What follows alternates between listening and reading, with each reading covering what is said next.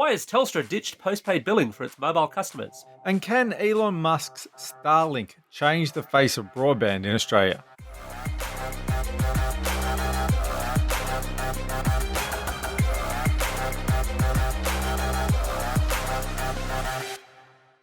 Vertical Hold is proudly brought to you by Aussie Broadband, changing the game with their award-winning network and Australian-based support.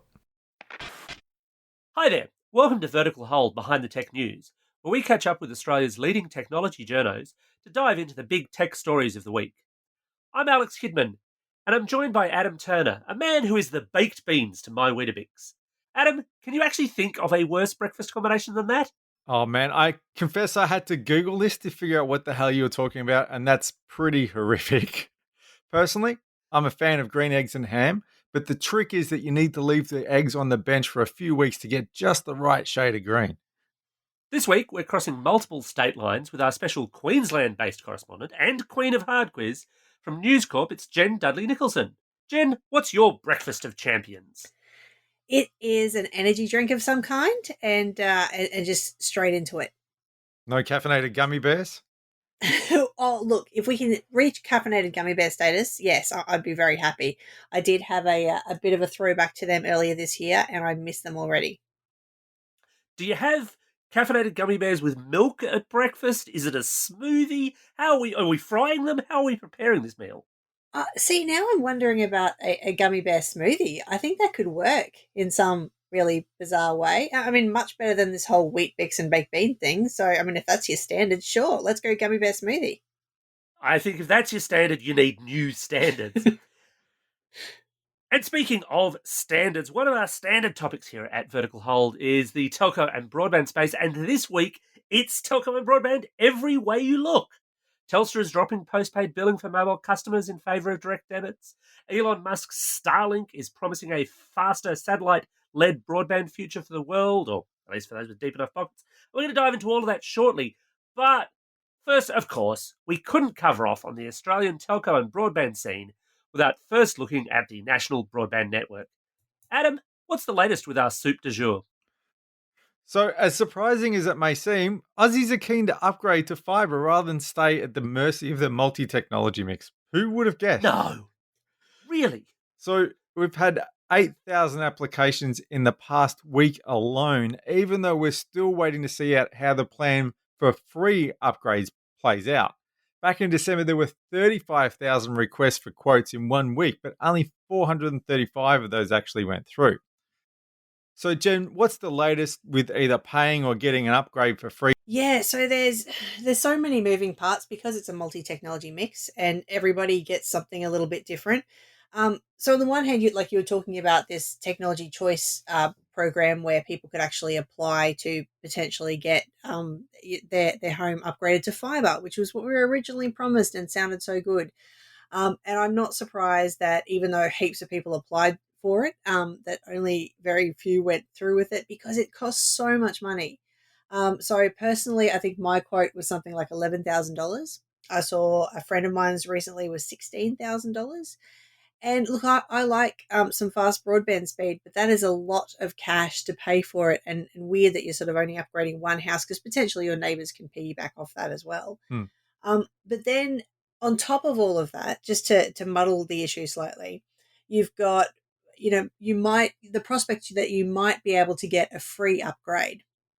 So for people in fibre to the node areas who haven't exactly won the NBN lottery so far, so these are people who are using the copper phone lines to get their internet, which isn't the greatest plan, they could potentially get an upgrade. And there's been about 200,000 premises that have been identified so far in various parts of Australia throughout the different states.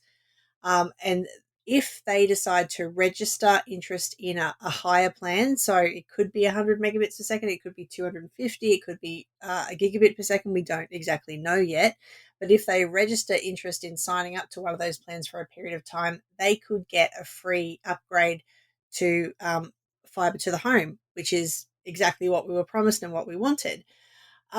So there's that on the table. And then in addition to all of that, to confuse everyone a little bit more, if you're using HFC, then potentially you could receive an upgrade to actually access an upgrade that doesn't involve installing fibre to your house, so that you could access a faster speed as well. And some of those have already rolled out. So if you're languishing on HFC speed currently, it's worthwhile checking what's out there to see if there is a higher plan that you can move to if you want to do that.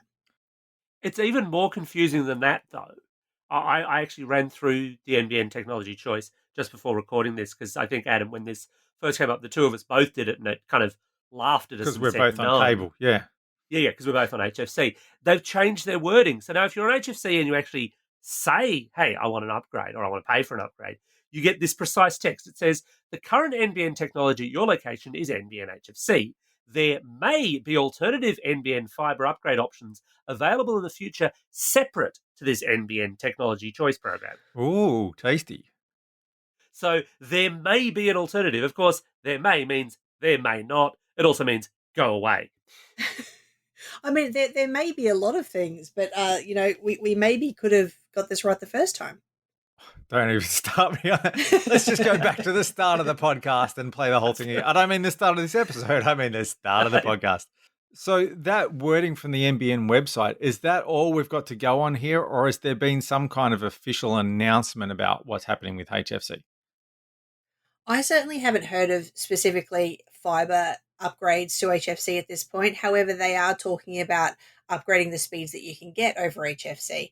And something like almost 50% of the HFC network so far can access some higher speeds, up to 250 megabits per second, and potentially in future will get ultra fast speeds, which I believe is defined as a gigabit per second. I love these terminologies. I wish they just talk numbers, but I guess they don't want to be too precise in case anybody gets disappointed. They used to talk numbers, but then people expected them to live up to them. Yes. That is a real problem. Yeah. People are jerks like that. Yeah. Speaking of numbers, NBN also put out their yearly numbers, and surprisingly, they've made money. They actually turned a profit. Sort of. Ish, if you understand accounting. And I don't. However, it's not particularly surprising to me that they're making more money because the way that NBN works is that they're slowly shutting down areas where you can actually stay on legacy services. So if you want to remain attached to the internet and a fixed broadband service, in many cases you have to go across to NBN. You have absolutely no choice. And so it feels a little bit wrong to be saying NBN are making so much more money when realistically there's no other choice. Well, they should be. It's true. But apart from the accounting stuff, for those who are interested, apparently $424 million in, what is it? It's earnings before interest, tax, depreciation, and amortization, which would make a great song lyric that only makes my head hurt. From 7.9 million connected premises, although they've declared ready to connect, I think it is, 11.9 million premises. So there's still a few million holdouts there. There are, and that could be for a variety of reasons. And also, a lot of people are leaving it to the last minute, which can potentially create some other issues as well. There's meant to be an 18-month migration window, so I would assume the clock is ticking from the middle of last year when the rollout supposedly finished, except for the people who can't get it. The clock is now ticking, so by the end of this year, anyone who was part of that initial rollout has to have signed up, or else wherever else they're using, like cable or DSL or whatever, is getting switched off. Yes, that's right. Unless they've gone across to 5G, yeah, or potentially unless they're part of this HFC halt. Because in addition to all of this, just to make things more confusing, there's a global shortage of HFC modems, or the components that go into HFC modems. So potentially people who've left it until now to sign up, they can't get access to a modem. They're quoting times of at least 6 months, which is absolutely hellish to have to go without broadband for that period of time.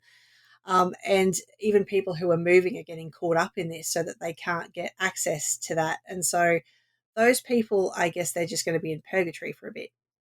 The other interesting number that jumped out, and usually these annual reports are very, very dry, was this number of connected premises, 7.9 million. And the reason it interested me was because that upgrade program to fibre that we were just talking about, if you look at their statements around that, they're spending $4.5 billion to upgrade around 8 million premises. Their aim is to, and I quote, make NBN's highest wholesale speed tiers available as demand arises.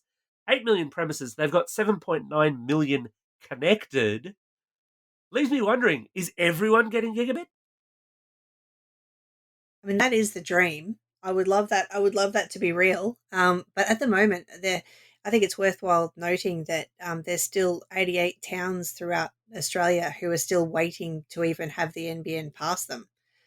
So this goal to have everyone connected to gigabit, I want it to happen, but I think that it might be a bit of a slow burn. So Telstra's always been a bit of a nightmare when it comes to billing. There's always been a million different plans and secret handshakes and all kinds of stuff. But Alex, they're actually making some changes to the way they bill, which might make things easier, maybe? Well, if you're Telstra, you sell it as easier. If you're everyone else, it might be a bit more of a headache, but in a different direction. So for years, you've been able to get Telstra mobile plans two different ways. Prepaid, you pay the money up front, you get a month or 6 months or a year, depends on your plan, worth of whatever that service is. People understood that. And postpaid, which is where you got your bill at the end of the month, whatever you'd use, whatever extras you'd use would come in, and you'd typically have about 14 days to pay that. Telstra's effectively ditching that postpaid arrangement. They're making it not exactly prepaid, they're calling them upfront mobile plans. And the idea is basically you get direct debited at the start of your billing month for your access. Jen, do you think that's a good deal? For Telstra, it's a good deal. So Telstra have been cutting back on their staff, and I mean this is another way that they don't have to go and chase people for to pay their bills. For the rest of us, I'm not entirely sure it's the greatest scheme. I'm not loving it, and they're saying that they're going to sort of transition everybody over to these schemes who are currently on postpaid plans. Again, not a great fan of that. Um, I think my problem comes in where you're automatically billed for whatever amount that Telstra is saying, and they are, to their credit, making some arrangements so that you can kind of expect what's coming on your bill. But if there are any changes on that, and if you need to debate anything, you have to do so after the fact, essentially now. So it will automatically come out of your account, and then you're going to have to go chasing people in call centers to try to get a refund on that if they've billed you incorrectly. And that's my biggest problem with it, and why I don't typically set up direct debit. And it also stops people from being able to pay with a credit card, because we're talking about direct debit here. And Telstra has already made it more difficult to pay with a credit card as it is. I think that it could affect people who are trying to budget, who are working on a budget. And from that perspective, I don't think that it's the greatest of plans. But again, if you're Telstra, I'm sure it sounds lovely. Less follow up to do.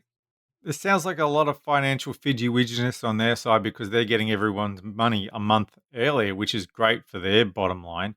But I'm still thinking they can't necessarily work that way because, as Alex said, if you're on a postpaid plan at the moment, you might be paying $30 a month for a certain amount of data and a certain amount of calls and whatever. But if you go over that, you're going to get charged more. Now, unless they've invented a time machine, they don't know at the start of the month that 3 weeks in, I'm going to go over my limit. So at the end of the month, when they bill me for the next month, they're also going to have to bill me for the excess I used at the last month at the same time. Surely that's just made life more complicated. I guess, and I'll put my devil's advocate cap on here if I'm Telstra, there's actually less of that kind of excess billing stuff around than there used to be. Because for most of their postpaid plans, you get their whole endless data thing.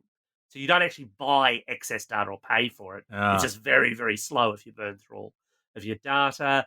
They're a bit kind of vague about what's happening with international roaming at the moment, but let's face it, nobody's internationally roaming at the moment. So I think there's fewer services you're likely to get that kind of bill shock on to speak of, but I think there's other bigger bill implications in there in terms of people deciding to switch and when they decide to switch and that whole kind of lazy tax scenario, because you've basically got like 1 or 2 days where it's at your best financial advantage to pick a new plan and try and change. Otherwise, you get slugged for another month up front. Absolutely. And when you're talking about paying so much up front, that can be really onerous for a lot of people. Um, yeah, and if you take out multiple, potentially multiple accounts, as families often do, then that could be very costly to start off with. Is there a broader industry trend to try and move people away from credit card payments? Because I noticed when I was looking at it's either my gas or electricity and looking at the better plans a couple of months ago, to get the best plan, I had to pay by direct debit and they wouldn't let me pay by credit card, which I thought was really weird. And now Telstra is talking about the same thing. Why did they want to get people off credit cards onto direct debit? Doesn't the money taste the same? No, because it costs them more because they've got to pay the credit card processing fee or pass that on to consumers. So in theory, they can sell that to you as a saving.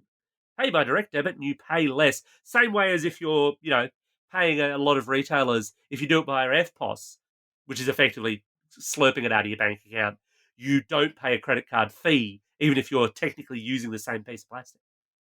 Okay, see, for my budgeting, I like to put it all on a credit card because then I've got one bill that I pay off at the end of the month and I pay it off so I don't pay any interest on it. So it doesn't cost me extra. But I do know that sometimes I'm paying like a 1% surcharge fee. But then my bank's got this weird thing where you spend a lot of money, you can cash it in and get, Westfield vouchers or whatever. And it's all very complicated. But in the end, it kind of works out that it's worth doing. So I guess everyone's got to crunch the numbers for themselves and figure out how they want to do this. I think it's another way that Telstra is clawing back little bits of money. So, for example, we saw this, and they sort of sell it as, it's a saving for the environment, and you will just receive your bill electronically, and then the next part of that is you can't pay by credit card, and then the next part of that is you have to go direct debit, and all of these incremental changes actually end up saving the company money. Now, whether they're better for the consumer at the end of the day, I'm not really sure. I personally really like having paper copies of my bills so that I could refer back to them at tax time or whenever I need to. Can't really do that anymore unless I actually get a printer working in this place. Um, Direct debit is just another one of those things. Credit card payments are probably more convenient for a lot of consumers, but if they're not convenient for Telstra, they don't have to offer them. However, it's worthwhile noting that Telstra is now offering month-to-month plans. So if you don't like it, while people might not change, they actually can. But people generally don't. And I suppose the other thing here, to be fair to Telstra, is they've also changed some of these plans. Some of the inclusions are different. And one of the things we were talking about families, having multiple accounts, is you're now going to be able to do data sharing between these upfront accounts. So if you're not using much of your data, but your kids want more data, you can send some their way or share it effectively, which is something that Telstra had in the past, then got rid of. It's now back. And that is a nice addition, especially, I mean, as you said, between families when you're potentially confronting a large bill if you sign everybody up to a massive data plan. And I think that they have become more generous with their data inclusions as well over the past couple of years, which is good. However, I'm not really sure that many of us are actually using it because we'd actually need to leave the house to be using the data elsewhere. There is that slight challenge. And actually, speaking of leaving the house, the other thing that is leaving these plans, and I don't know how many violins are going to play when I say this, you don't get Telstra Air access anymore with these new plans. Remember Telstra Air? Pink telephone boxes and all that? I feel like it's the IT crowd. Am I an anonymous? I think I might be an anonymous. I think I might be in Telstra Air. I can't remember. Well, Telstra Air, they when they launched it, they said, yeah, look, we will eventually charge for this. And they basically sort of never did, as long as you were a Telstra customer. Now it's not going to be part of these plans. But again, the detail is murky. It's like you can't get an eSIM with these plans, for example. They haven't shuffled people over and you can't sign up as an eSIM customer. These plans yet. That will happen. Telstra Air will happen, but they haven't said what they're going to charge for it or really who's going to want it. Because it was always one of those interesting kind of Telstra ideas, but it never sold itself all that well. Given all of this, people are notoriously kind of lazy. They like sticking with what they know. They like that kind of comfort of, right, this just happens. Do you think this will cost Telstra customers? I think it could potentially cost Telstra some customers in terms of people who are signing up to new plans, because I think that at that point, when you're having a look around and you're already thinking about, which is the best offering for you, it might not look good in comparison to some of the other plans, especially if Optus and Vodafone and the rest of the crew decide not to put this in place, not to make this this direct debit mandatory. For the rest of us, it's going to be really interesting to see whether they can drag everybody over to this, where the people who are not looking for new plans but are on legacy plans. Some people are on amazing legacy plans from many years prior.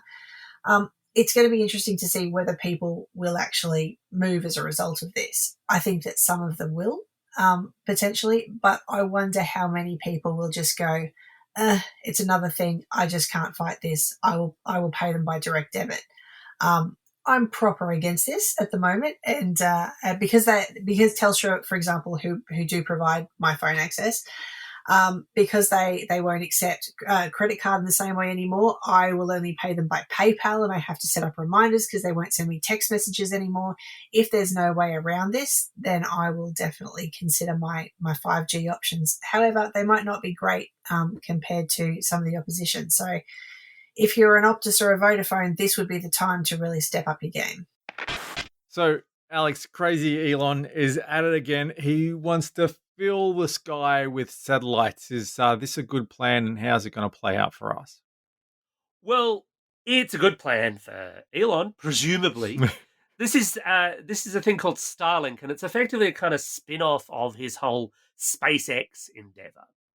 It's a constellation. It's going to be a massive constellation once it's finally done, of low Earth orbit satellites designed to ping broadband to just about anywhere. And while it's been in beta in bits of North America since late last year, the big news this week is that they're now accepting registrations for Australians to sign up to Starlink.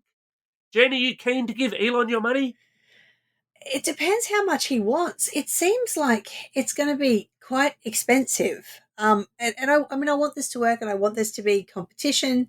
However, it's like $709 just for the hardware. And I feel like for that, I should be driving away in an autonomous car or something. Free Cybertruck with every Starlink sub. That'd be nice. Or at least a flamethrower of some description. Yeah.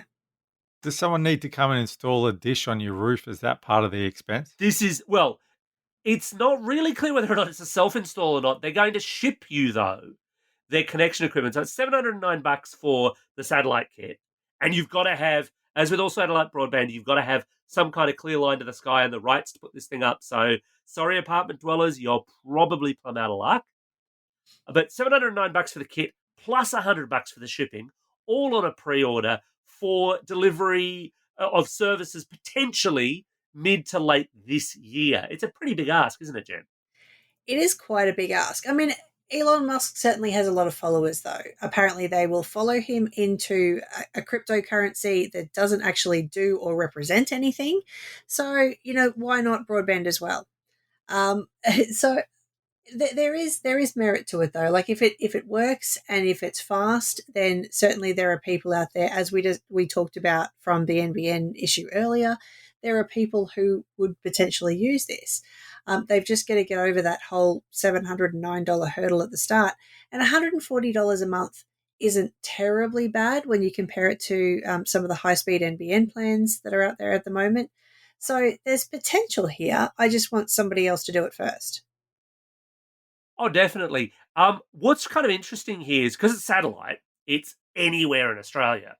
Whereas NBN satellite, for example, technically anywhere in Australia, but actually you have to qualify by being typically quite remote or regional Australia.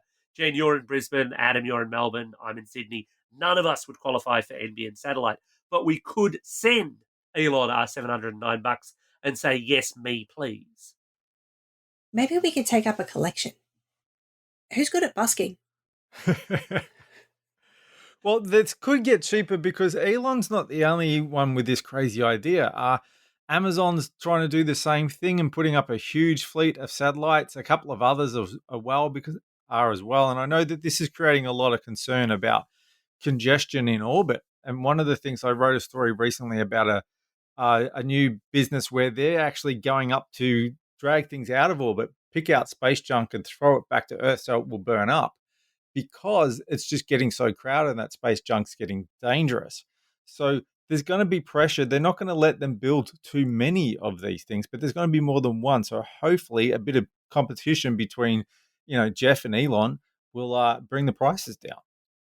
I don't know that it will, though, because those costs of setup are so high to actually get this stuff up and running. And Starlink, at least from the US side of things, has permission for thousands of these satellites to go up.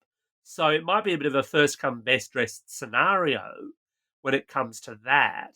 And you've also got this issue, like part of the reason why Starlink might be better than what we've got in satellite internet in Australia right now is the speed thing you were talking about, Jen. They're promising between 50 to 150 meg, which is obviously faster than some people can get on fixed NBN right now, but it's way faster than you can get on SkyMaster or even on fixed wireless NBN right now. If I was the NBN co, I'd be very concerned about this sort of thing coming in because, as you say, fixed wireless and satellite over the NBN hasn't been the fastest, and they've been doing some work over time to upgrade those speeds, but they're definitely not at 150 megabits per second. So if there was competition in that space, I'd be interested to see how many people do take it up. And maybe just have a look at that $790 as being much less than having fibre attached to your property for, $10,000 in a city as well. I think the challenge there, though, is for fixed wireless, we know NBN's playing with 5G. I think they announced not that long ago they managed to do, I think it was 1 gig over a 7-kilometre span, and they said most of our fixed wireless customers are 7K or less from a tower. So there's a bit more of an upside there. But for the satellite ones, NBN Co is obliged to give them service. Elon Musk is not obliged to give anyone service. He could sell 2 of these kits in Australia and say, oh, well, actually, we only had 2 to sell to Australia. Sorry about that. And there's not much you can do. That's why you need the flamethrower. I see.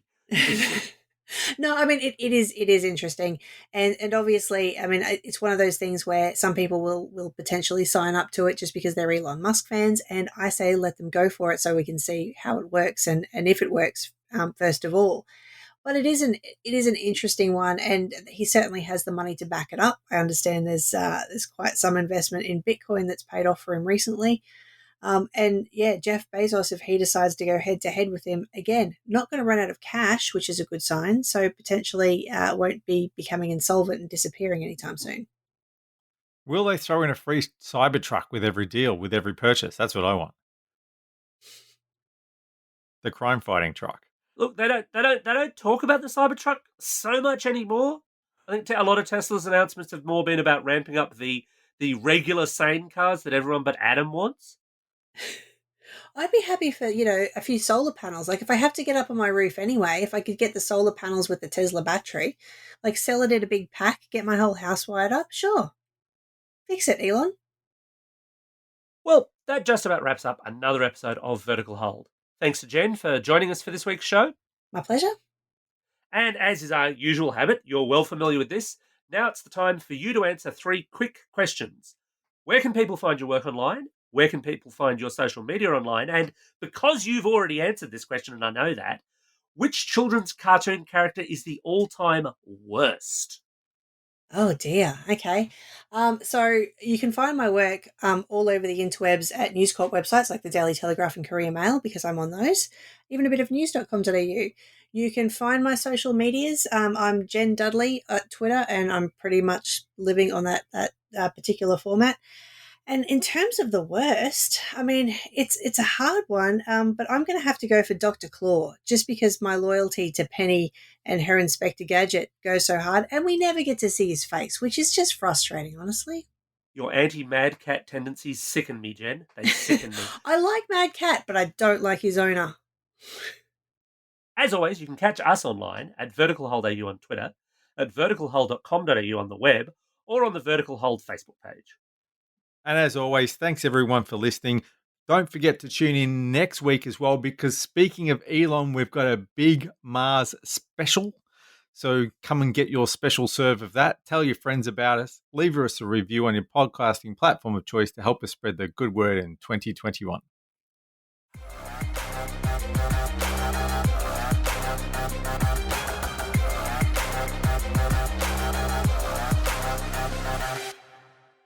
Vertical Hold is proudly brought to you by Aussie Broadband, changing the game with their award-winning network and Australian-based support.